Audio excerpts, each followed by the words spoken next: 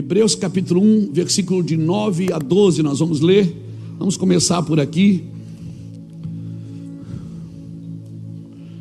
E é tão interessante que, se você olhar a minha lista de esboços que eu preparo para ministrar, eu sempre gosto de escrever, mesmo que eu não pregue aquilo, mas eu gosto de escrever. Por quê? Porque fica gravado, fica ali no meu coração. E eu sempre faço isso por mês. Eu escrevo uma mensagem assim e vou diluindo ela nos domingos. Às vezes é um tema só que eu vou trabalhando ele. E às vezes é no café de pastores. Deus fala no café de pastores com a gente, e a gente pega aquela mensagem que no café é mais pesada, né? Para pastor tem que ser mais pesado, o caldo mais grosso. Mas daí chega no domingo, a gente vai dar uma diluidinha, né? Para não ficar muito forte, não é? E aí eu costumo fazer isso. E esse mês de janeiro, Deus tem falado muito comigo sobre essas coisas eternas. Coisas temporárias e coisas eternas. Então Hebreus 1 é maravilhoso. Diz assim o versículo 9: amaste a justiça e odiaste a iniquidade, por isso Deus, o teu Deus, te ungiu com óleo de alegria mais do que a teus companheiros. Ainda tu, Senhor, no princípio fundaste a terra, e os céus são obra das tuas mãos. Eles perecerão, mas tu permanecerás. Todos eles como roupa envelhecerão. Qual manto os enrolarás, como roupas se mudarão, mas tu és o mesmo, e os teus anos não acabarão. Em outras palavras, está dizendo assim, que tudo que foi criado tem prazo de validade, menos Deus e você que nasceu de novo. Obrigado, Jesus, por essa palavra. Que o teu nome seja glorificado aqui nessa noite. Que o Senhor nos dê graça e sabedoria para fluir naquilo que o Senhor deseja firmar nos nossos corações como verdades absolutas. Amém. Me dá de presente a sua atenção, amém? Quanto menos você andar, quanto menos você falar, quanto menos você conversar, é melhor, para você pegar mesmo aquilo que Deus quer falar conosco através da sua palavra. Irmãos, as coisas que não se veem, elas são eternas. Jesus já disse isso, Paulo já disse isso. As coisas que se veem são temporárias, e as que não se veem são eternas. São coisas que são eternas.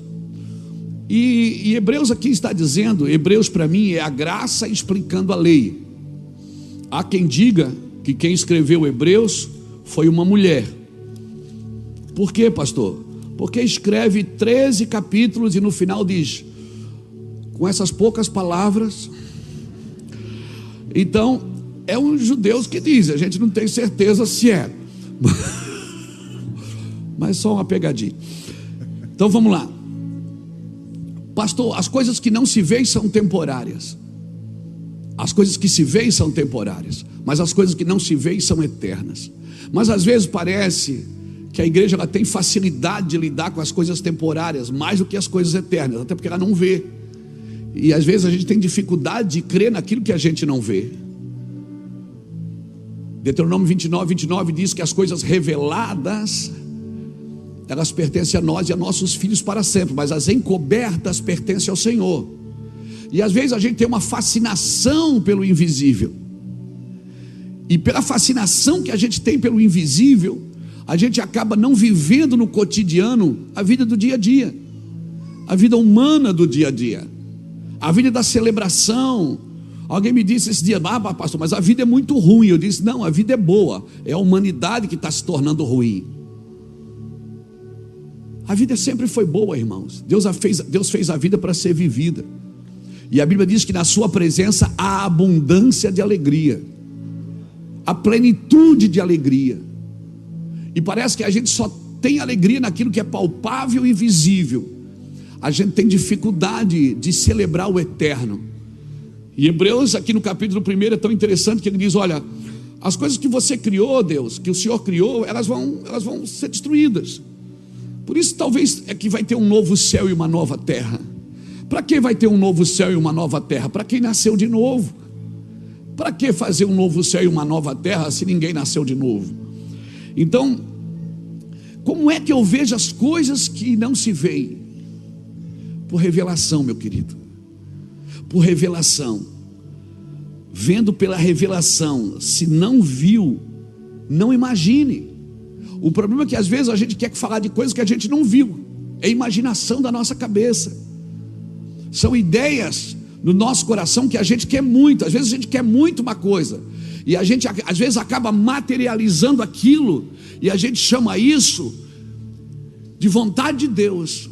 E às vezes não é a vontade de Deus, é uma coisa que a gente materializou pela nossa imaginação. Então visão e imaginação são coisas diferentes. Deus tem para você uma visão, não uma imaginação.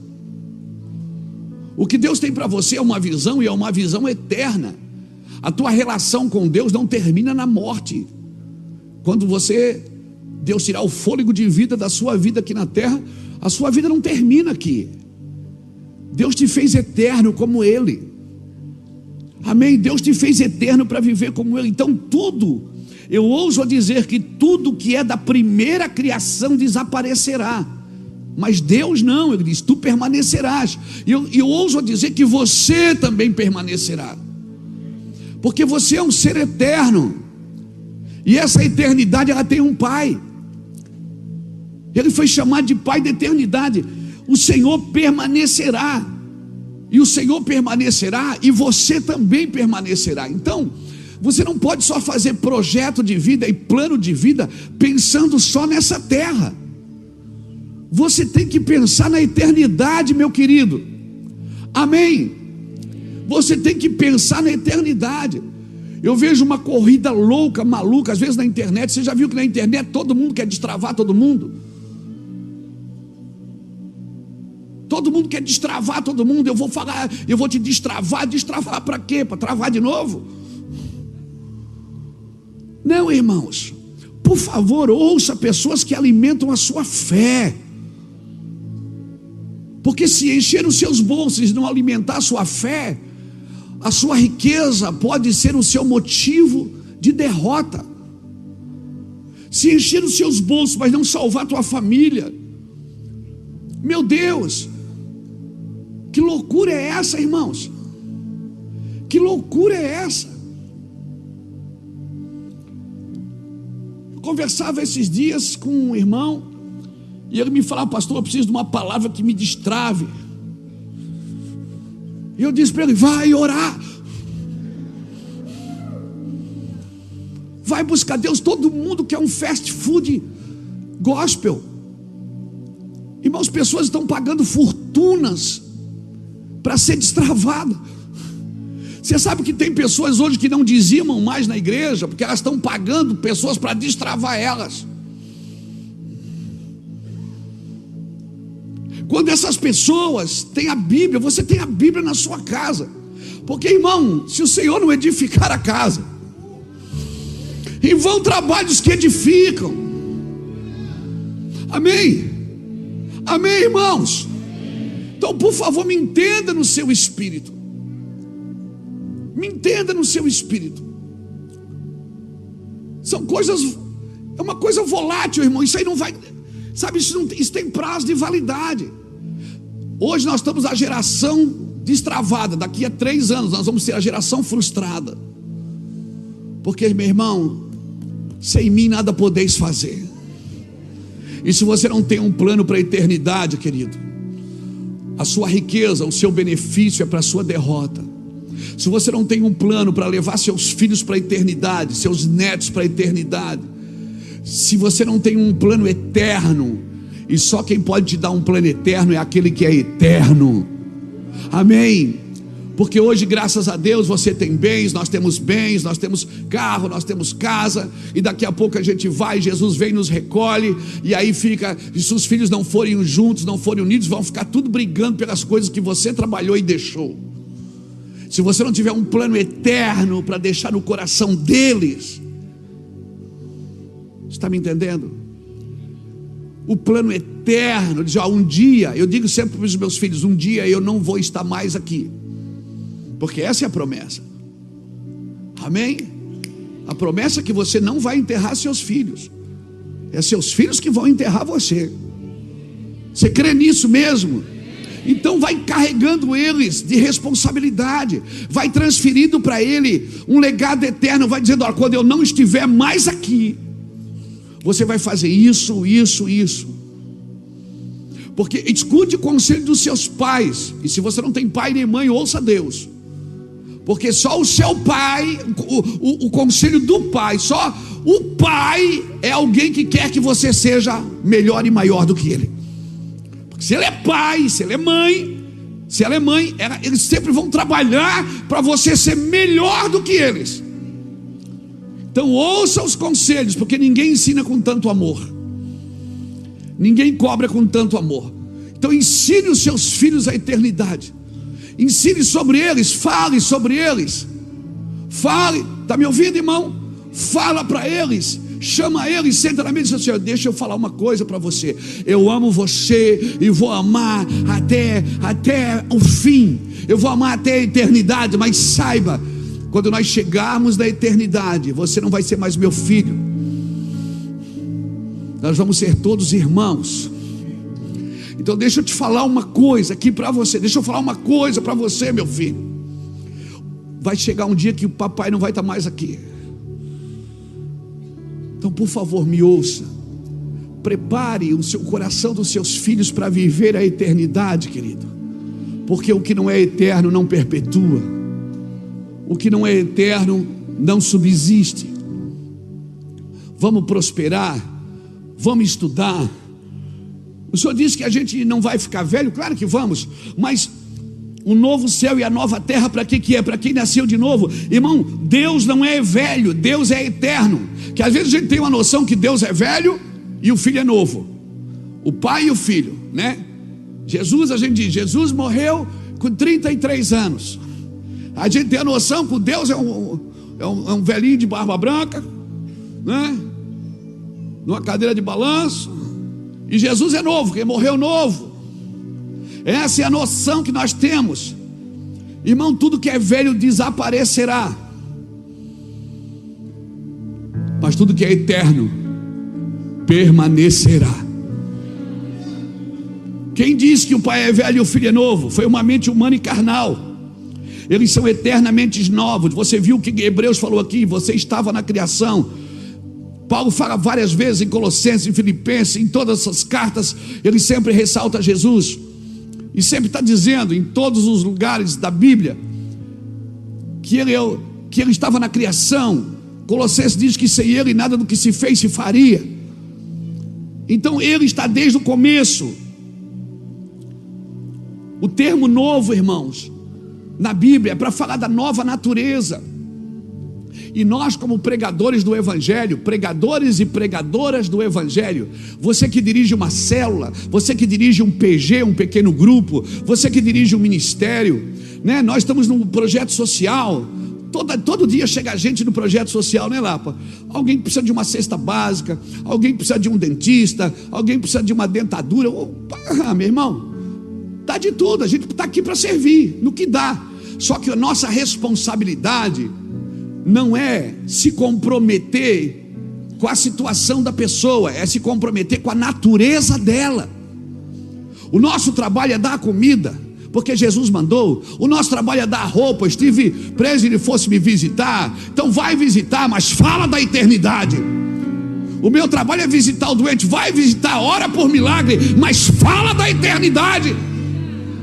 O meu trabalho é da cesta básica, pega aqui a cesta básica, glória a Deus, a igreja vive para isso, a igreja está aqui para servir a mesa, mas fala da eternidade, fala, olha, Jesus está voltando um dia,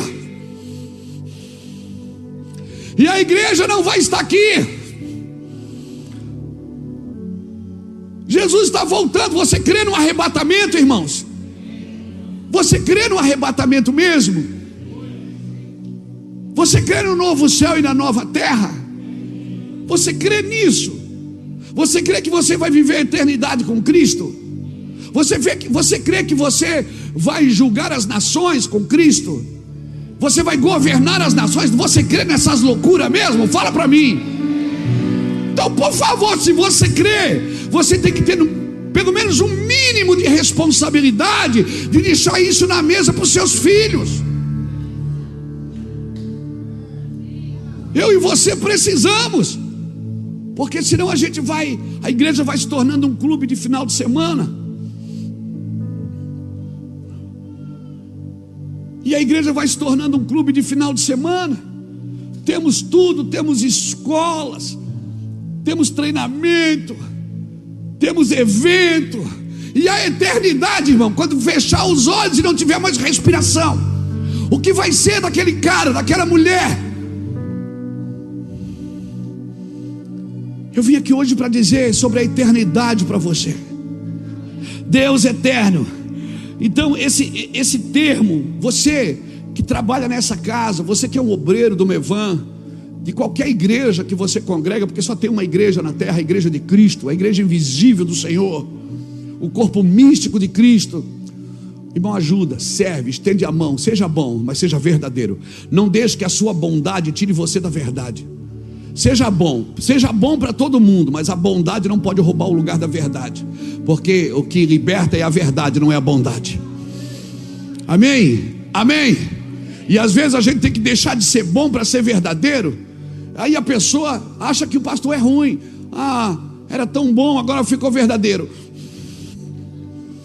Não, irmãos, o pai ensina seus filhos. Amém? Amém?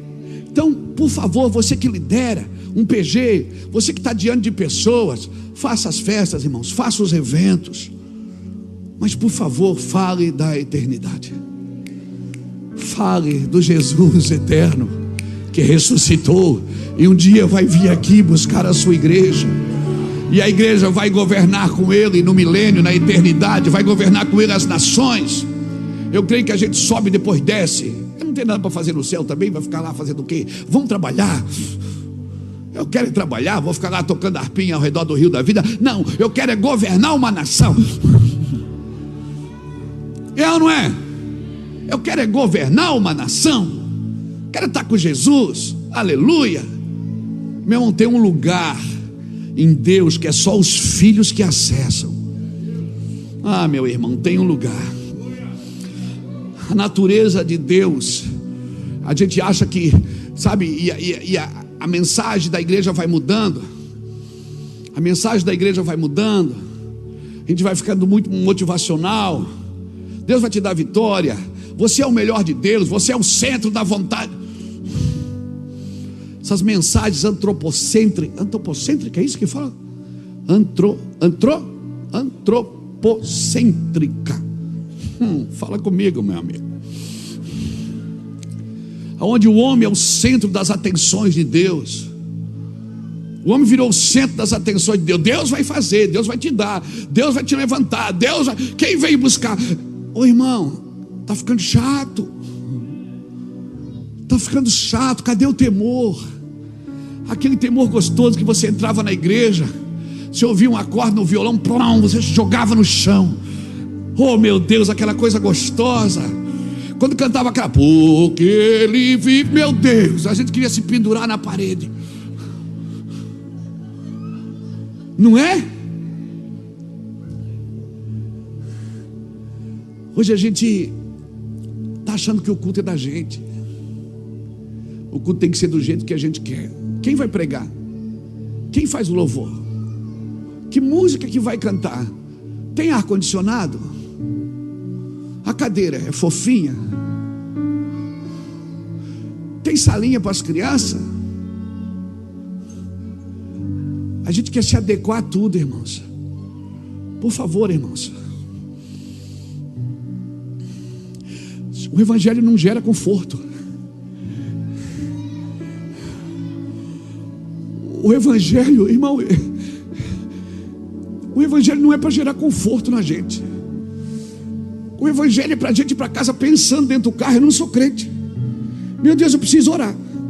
Eu preciso mudar minha vida, eu preciso mudar, eu preciso parar de ver pornografia, eu preciso mudar minha vida, eu preciso parar de ver filme pornográfico, eu preciso parar de escutar música, e as pessoas ficam discutindo isso pode, isso não pode, pode beber, não pode beber, pode ver filme, não pode ver filme, pode...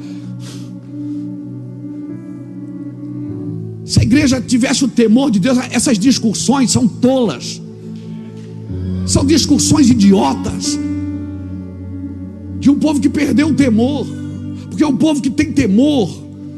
Irmão, ele sabe o que ele deve ouvir, ele sabe o que deve assistir, ele sabe para onde olha, e ninguém precisa ficar vigiando ele, sabe, com cabresto. A Bíblia diz: não sejais como o cavalo e nem como a mula, que precisam de cabresto, senão não vem a ti. Salmo 32. Mas ele diz assim: guiar-te-ei e instruir-te-ei o caminho que deve seguir, guiar-te-ei com os meus olhos. Sabe o que ele está dizendo? Se você ficar olhando para mim, você sabe onde você tem que ir. Se você está olhando para mim, você sabe o que deve ver, o que deve assistir, o que deve beber, o que deve comer, para onde deve olhar, o que deve falar. Porque se você vive em temor, a primeira coisa que você pisar na bola na hora, irmão, a sua consciência, ela te deixa triste. Você não terá plena alegria se a consciência não for sadia. Escreve isso, porque Deus está dando agora. Você nunca terá plena alegria se a sua consciência não for sadia. Pastor, eu falei o que não devia. Ficou triste? Fiquei. Valeu. Você ainda tem temor de Deus. Significa que o Espírito Santo ainda controla a sua vida. Há uma milícia aí dentro, brigando, carne e espírito, brigando o dia inteiro para ter o controle emocional da sua vida. Aleluia. Deus vai fazer algo novo. Novo não é algo que Deus faz, é algo que Deus é. Quando ele diz: eis que faço nova todas as coisas, não é que ele vai fazer algo novo. Ele está tentando dizer para você o seguinte: se você entender quem eu sou, todo dia você vai viver uma novidade de vida, porque eu vou trazer novidade de vida. Eu sou a novidade para você diária. Não é que Deus, a gente fica esperando Deus fazer algo novo e Deus não faz. Aí a gente fica: mas Deus não falou que ia fazer algo novo? Algo novo não é o que Deus faz. Quando a Bíblia diz: eis que farei nova todas as coisas, não é nova para Ele, é porque você agora começa a entender quem Ele é. Então você está sempre na expectativa: Deus vai aprontar alguma. Ele vai. Você está sempre na expectativa: eu tenho certeza que Deus vai aprontar uma. Por quê? Porque se você vive com Ele, novo não é algo que Ele faz, é algo que Ele é. Ele é novidade de vida para quem vive com Ele. Ele é novidade de vida para quem vive com Ele. Sua natureza é nova, Ele é, Ele não ficará, Ele é, Ele não foi, Ele é, Ele não será, Ele é sempre eterno, Ele é sempre novo, Ele é sempre novidade de vida. Aleluia. Você pode estar na igreja há 50 anos, todo dia você tem um gozo diferente, uma alegria diferente, algo diferente. Aleluia. E um bando de gente querendo doutrinar a Deus,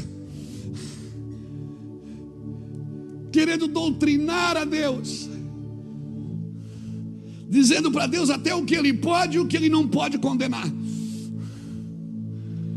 O novo não é algo que Ele faz, guarde isso, mas é algo que Ele é.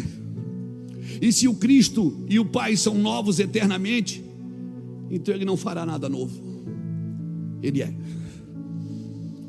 Mas para mim não é novo, é novo para você, para Ele não. O novo se revela na sua vida quando Ele chega. Por isso que Ele diz que você é nova criatura. Por isso que Nicodemo estava tantos anos no ministério levítico e não sabia o que era nascer de novo.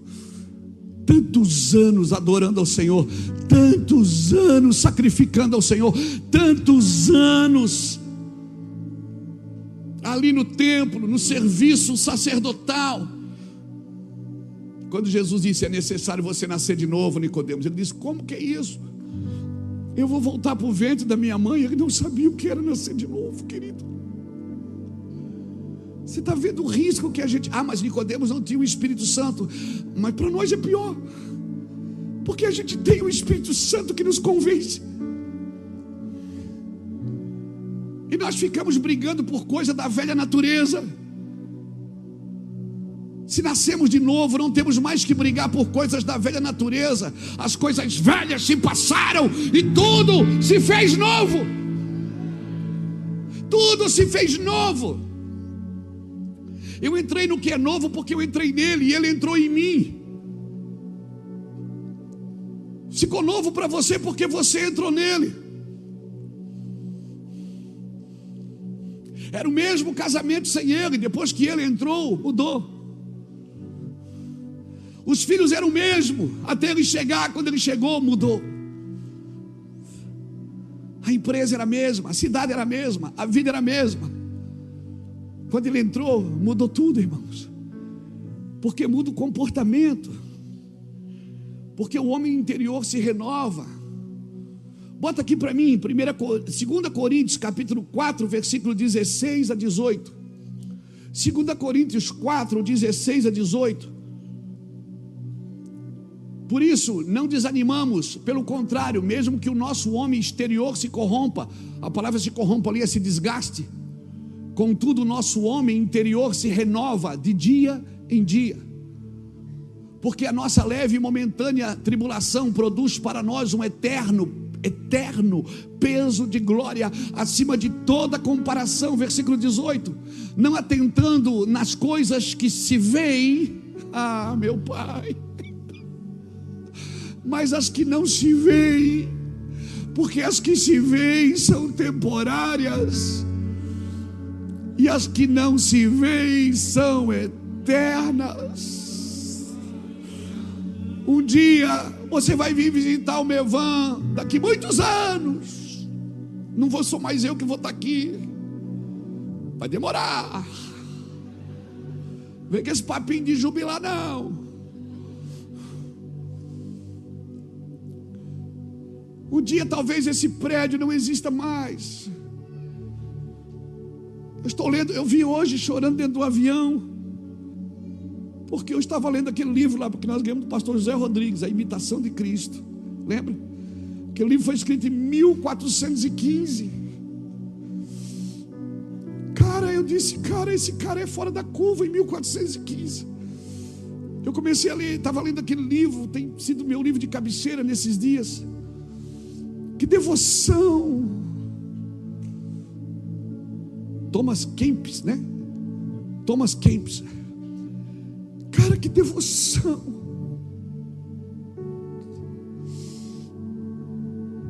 E eu vim pensando nas coisas eternas. Talvez algum dia, daqui 100 anos, se Jesus não voltar, a gente diz que ele está voltando todo dia, né? Paulo já dizia 2000 anos atrás que ele estava voltando.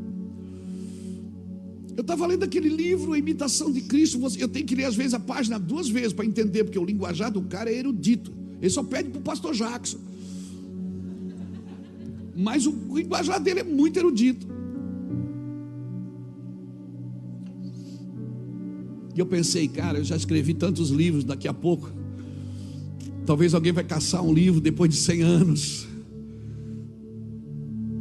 Talvez eles não estão fazendo efeito agora, mas eles vão fazer depois. Talvez esse homem, como descreveu isso, ele era fora da realidade presente. Mas aquele cara, eu estava lendo dentro do voo de Belo Horizonte para São Paulo, depois de São Paulo para Navegantes. Hoje eu vim, e o Senhor começou a ministrar comigo. O Senhor disse: quando você não estiver mais aqui, o seu material, pessoas vão ler e vão pensar: quantas coisas que você faz agora que parece que não tem resultado, irmãos. Não é? Mas deixa eu te falar uma coisa: não mude o seu caráter por causa do caráter dos outros. Não mude a sua mensagem para encher cadeiras. Não mude a sua mensagem para fazer a sua empresa crescer. Não mude a sua mensagem para agradar filho, para agradar esposa, para agradar marido. Não mude a sua mensagem para agradar ninguém. Porque se não suportamos a verdade, não há verdade em nós. Se não suportamos a verdade, não há verdade em nós. E aí nós vamos ficar com um jogo de sedução emocional, transliterando a Bíblia para as nossas emoções.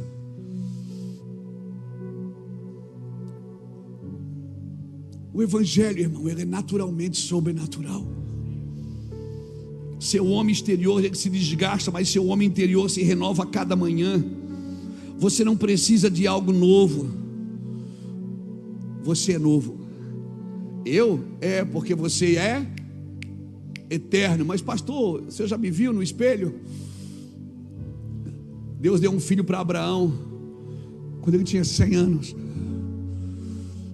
Até a Sara riu. Não vai rir. Deus falou, vou te dar um filho. Ela olhou para ela.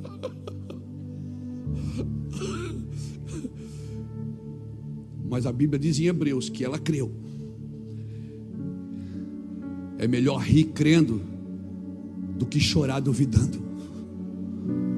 É melhor você rir e dizer, não pode, mas eu creio, do que você chorar na hora que recebe a profecia.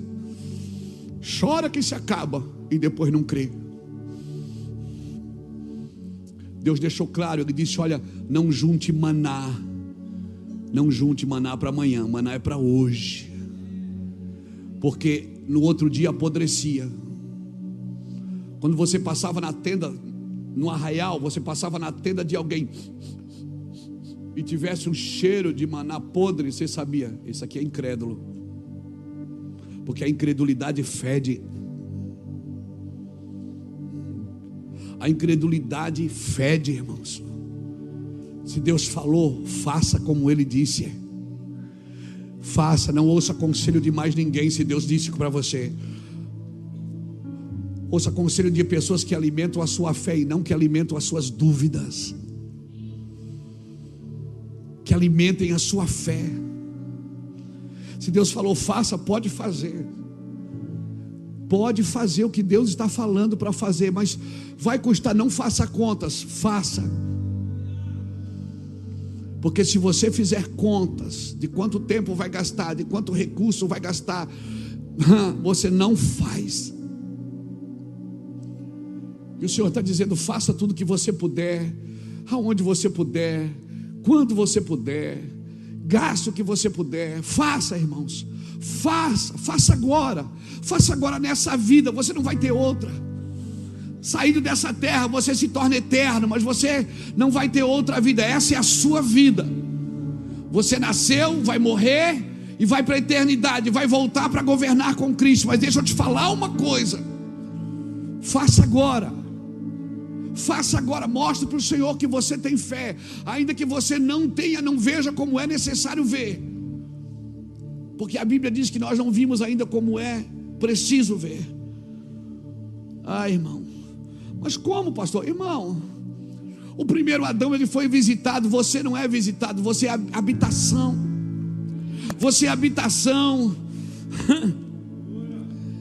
Quantos acreditam que são habitação de Deus?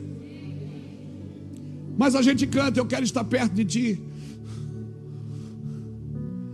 Por que a gente canta, eu quero estar perto de ti?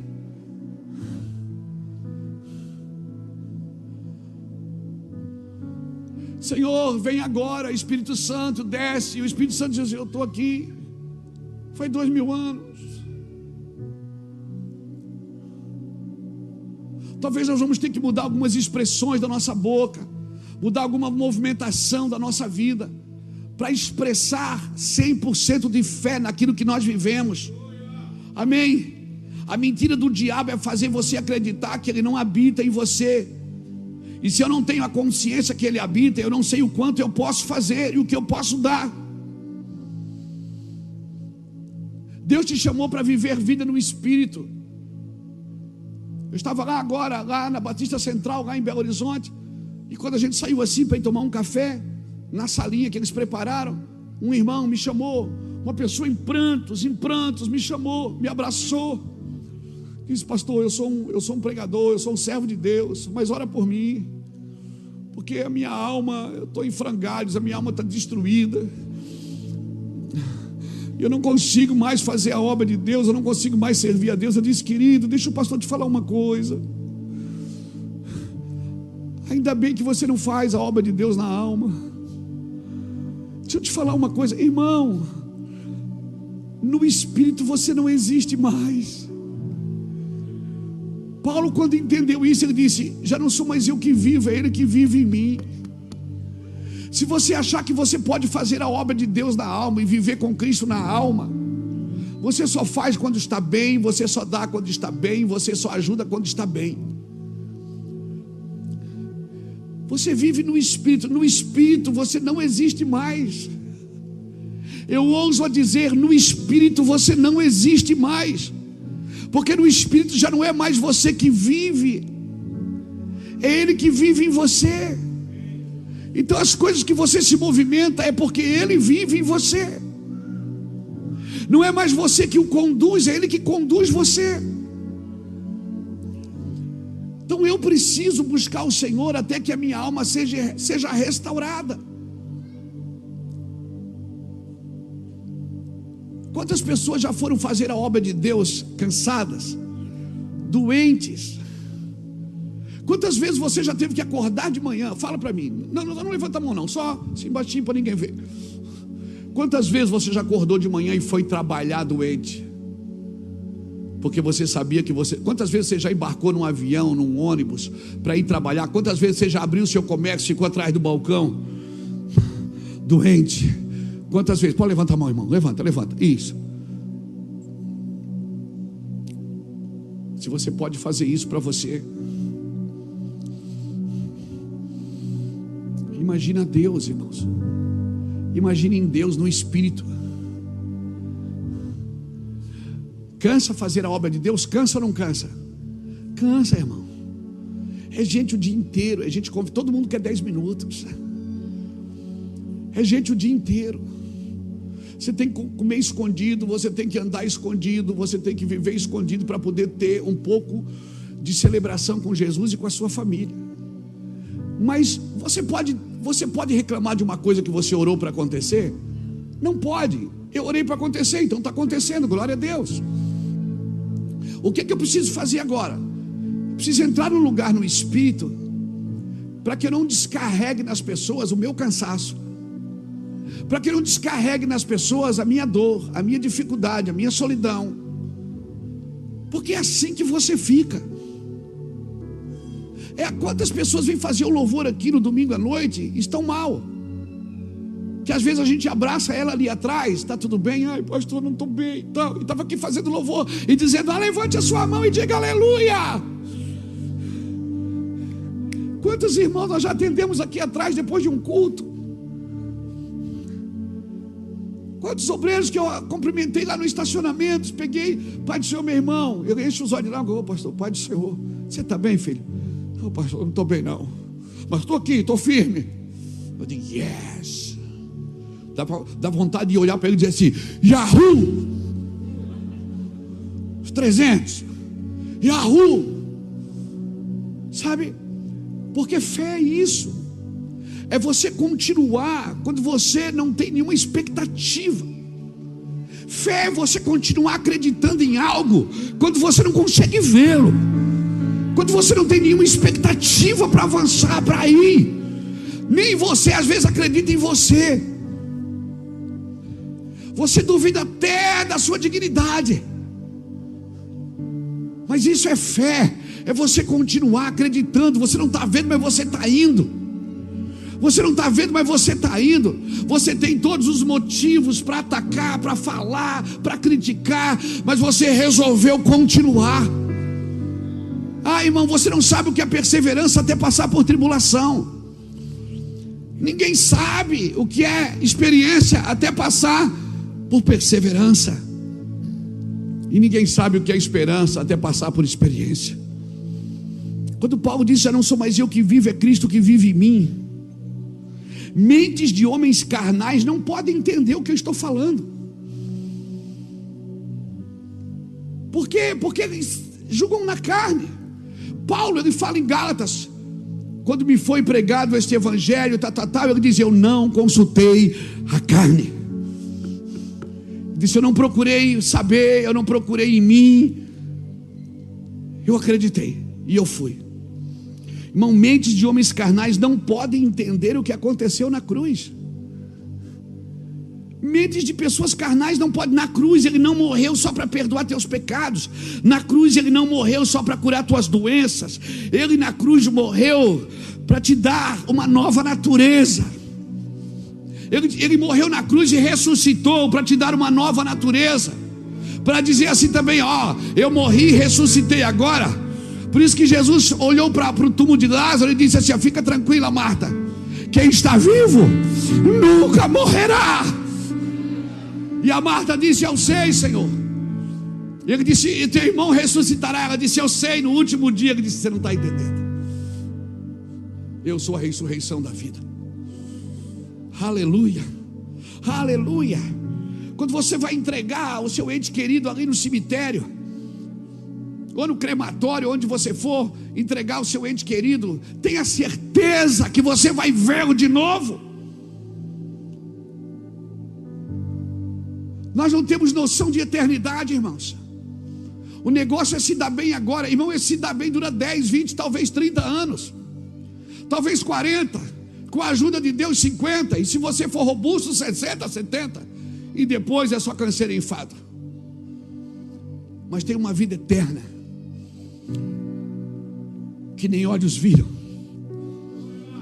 e nem ouvidos ouviram, e nem está no coração do homem, mas o Espírito revelou àqueles que o amam. Você não viu, mas o Espírito está revelando para você. Amém, irmãos? Isso foi o que Nicodemos perguntou para Jesus: como pode nascer de novo sendo velho? Ele disse: pode sim, é você entrar na eternidade, é você sair da primeira criação e entrar na eternidade. A obra da cruz é para que Cristo viva em mim, não é para mim me dar bem na vida, irmãos. Porque hoje nós temos, mas os nossos antepassados, os apóstolos do passado, os pastores do passado, eles não tinham. Eu contei lá em BH, na Lagoinha, eu fui pregar numa cidade chamada Ribauer, lá em Moçambique. E quando eu terminei de pregar, o pastor morava atrás da igreja, numa casinha de palha. Eu terminei de pregar, Beto, aí veio o irmão e me deu 3 ovos. Até o microfone está descascando, irmão. Me deu 3 ovos. Eu peguei 3 ovos na mão e disse: para que isso? Ele disse: o pastor mandou dar de oferta para o senhor, porque o pastor não falava nem o português de Portugal, lá de Moçambique, ele só falava a língua tribal. Eu disse: mas é uma oferta, mas não precisa, pode dar para ele. Ele disse: pastor, esse é o almoço dele, e ele disse que hoje vai ficar sem almoçar porque ele ouviu o evangelho do Senhor. Então ele quer dar o almoço dele para você. Cara, eu fiquei com aqueles 3 ovos na mão chorando. Disse: eu não sou crente, Jesus. Eu não sou crente. Em outra igreja que a gente foi, em outra cidade, eu ganhei um cacho de banana.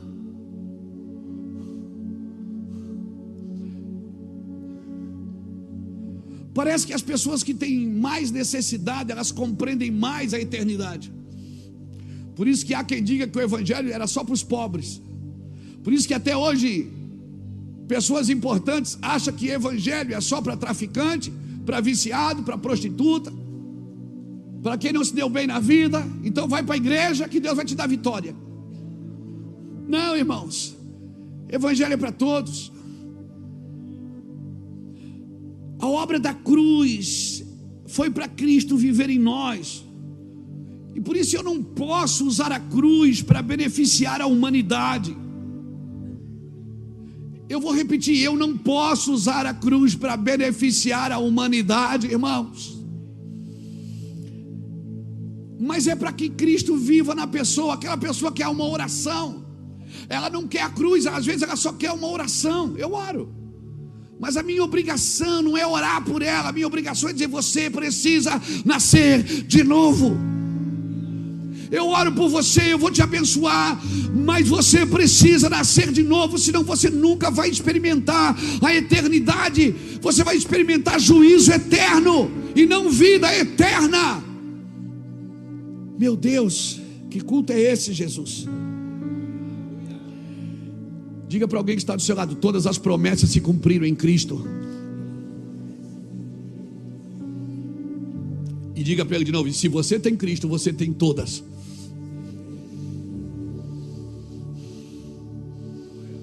Então não corra atrás de promessas. Se você tem Cristo, você tem todas. Dele é o sim e dele é o amém. Fé é crer no que ele fez. Fé não é uma fé empreendedora. Fé não é para ter coisas. Fé é para acreditar que ele fez na cruz. Se você tem Cristo, você tem tudo. Tudo que é dele, tudo que é dele, tudo que é dele. Todas as coisas. Então eu posso reivindicar? Não pode, você deve. Apresenta as suas razões. Entramos juntos em juízo. Isaías 43, 25, eu acho que diz isso. Ou 22, está na Bíblia. Entramos juntos em juízo. Apresenta as tuas razões para que eu te justifique. Então o Senhor está dizendo que eu posso brigar por promessas que são minhas? Pode, se você tiver Cristo. E se você viver com Cristo. E se você andar com Cristo. E se você nasceu de novo. Porque se você nasceu de novo, tem discussões que não cabem mais na sua mesa. Se você nasceu de novo, tem coisas que não servem mais para você. E você não está mais no campo. Olha aqui, desperta minha memória. Entremos juntos em juízo. Apresenta as tuas razões para que eu possa justificar-te. Sabe o que o Senhor está dizendo? Me chama para a briga. Fala comigo.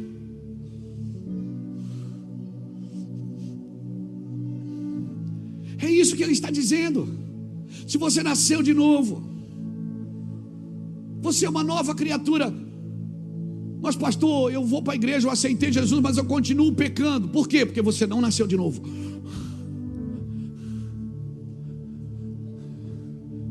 Porque se você nasceu de novo, você quer dar fruto. Você pode pecar inconsciente, mas procurar o pecado é porque você precisa nascer de novo. Porque nenhum pecado é maior que a graça de Deus. Você vai lutar todos os dias contra ele. Mas pastor, eu aceitei Jesus, mas eu tenho um problema. Isso não é um problema, é um pecado. Você precisa nascer de novo. Quantas vezes for preciso, até que Cristo seja formado em nós. Por isso que Paulo dizia: eu sinto dores de parto, até que Cristo seja formado em você. Eu quero te ajudar, é isso que Paulo está dizendo. Dele é o sim, dele é o amém. Se não mudarmos nossa mentalidade, não teremos autoridade para mudar as nossas gerações, querido. Eu preciso morrer para transformar. Você só pode transformar uma geração se você não tem problema para morrer por ela. Então, em vez de procurar um melhor lugar para congregar, procure morrer no lugar que você está.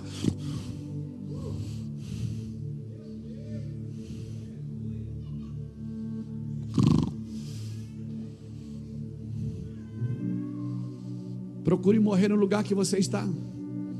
Alguém me procurou alguns anos atrás, entrou no meu gabinete e disse: pastor, eu quero ir embora da igreja. Eu disse: leva eu também. Eu disse: quer por quê? Eu não concordo com um monte de coisa aqui. Eu disse: eu também não.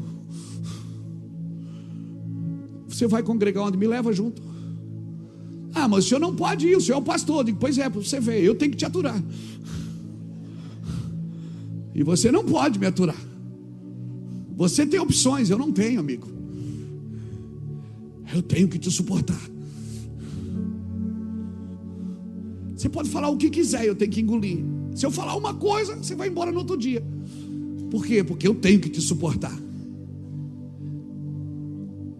E sabe por que eu suporto? Porque eu nasci de novo. Eu já estive em lugares piores do que a igreja, que pessoas matavam por um cigarro. Como não suportar meus irmãos? Como não suportar meus irmãos que amo, só porque eles estão com um problema em casa, que às vezes descarregam na igreja, descarregam na gente. Então entenda o que é a igreja. Então não procure um lugar melhor para congregar. Morra no lugar que você está. Morra e dê fruto. Sabe quando Jesus foi no cemitério, lá em Gadá? Ele foi lá desacorrentar um gadareno. Ele desacorrentou, trouxe o cara para a mesa, o cara sentou junto com ele, estava comendo com ele. Quando ele embarcou no barco, o cara disse: deixa eu ir junto, eu quero ir junto. Ele disse: não, volta lá, fica lá na tua casa. prega para os teus. A gente quer sempre fugir do lugar que nos fez mal, e Deus está dizendo: volta lá.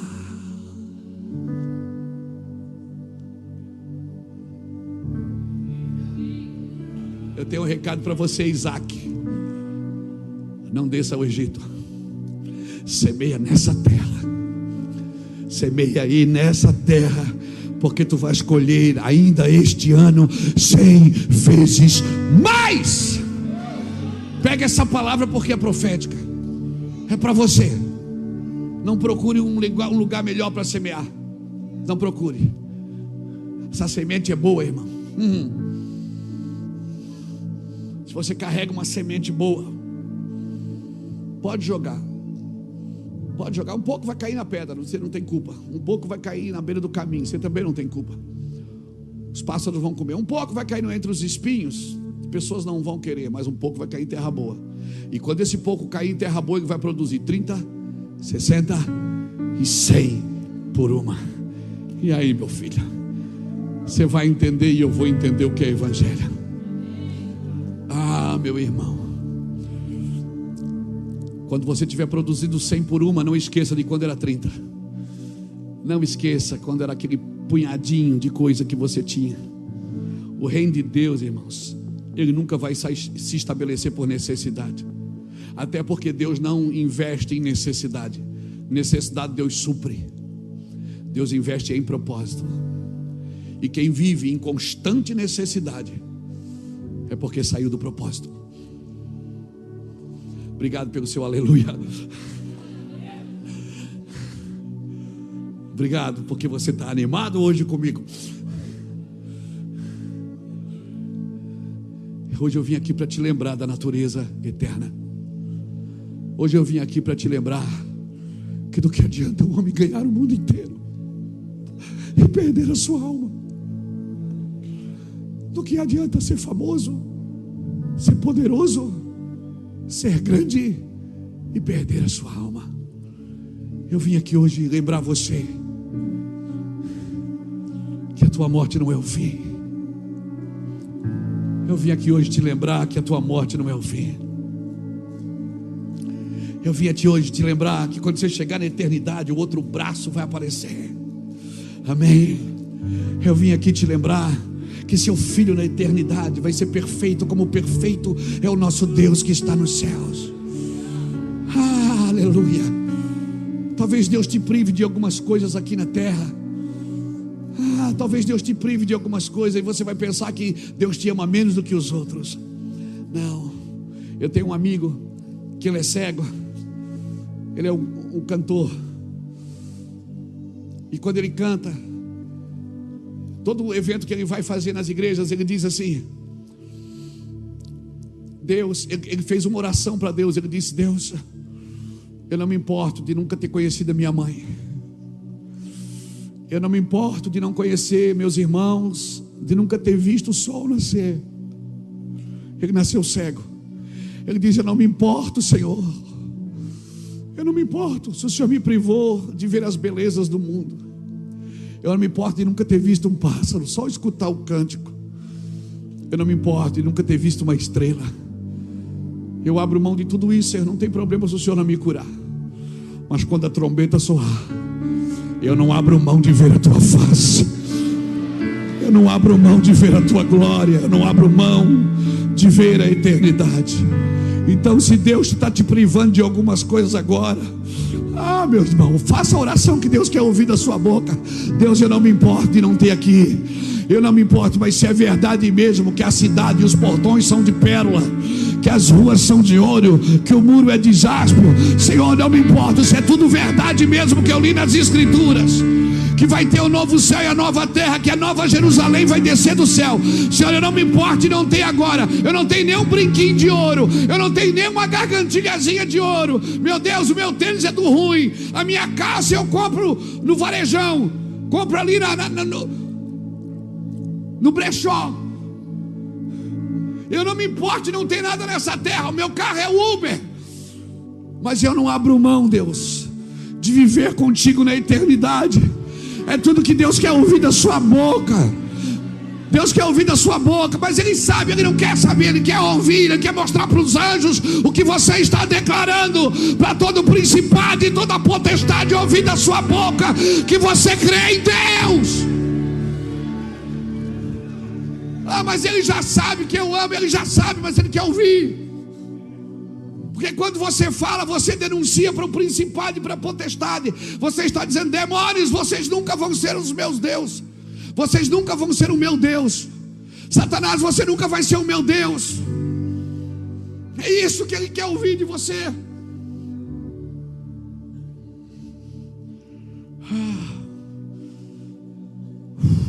Deus precisava de família? Não, mas Ele fez uma.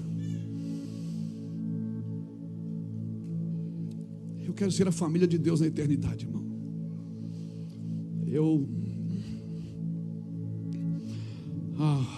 Hoje eu estou entendendo algumas coisas que eu não entendi antes. Depois de ter viajado o mundo pregando o Evangelho, depois de ter prosperado por causa do Evangelho, depois de ter ficado famoso por causa do Evangelho, depois de ter ficado admirado por causa do Evangelho,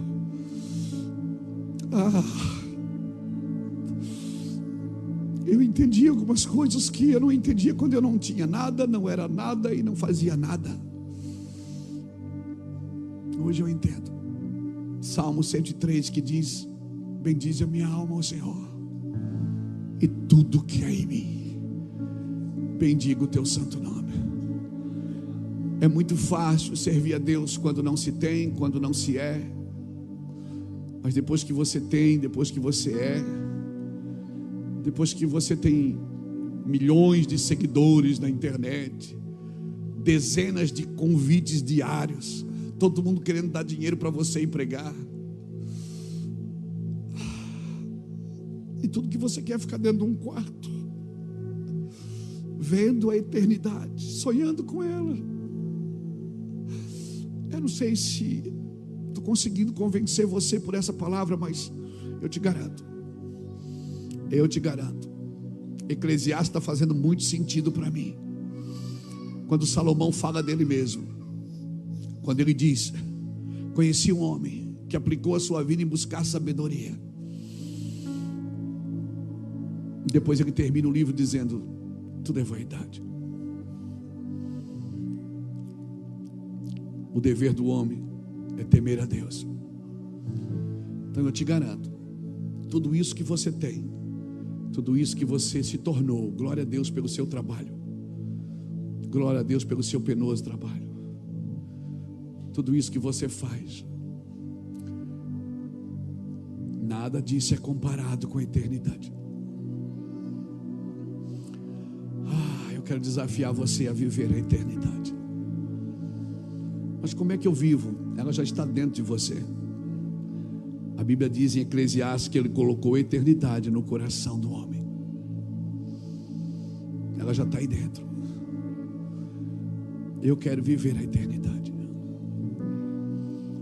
Eu acredito na cruz. Eu acredito na ressurreição. Eu acredito que Jesus fez por mim. Bota aqui para mim terminar. João capítulo 8, versículo 12. Por favor, João capítulo 8, versículo 12. João 8, 12. De novo lhes falava Jesus dizendo: eu sou a luz do mundo. Quem me segue não andará nas trevas, pelo contrário, terá a luz da vida. Essa é a promessa para você enquanto você está aqui. Me segue e você vai ter luz da vida. Cotidiano, vida diária, é um convite para a caminhada. Quero deixar essa palavra no seu espírito.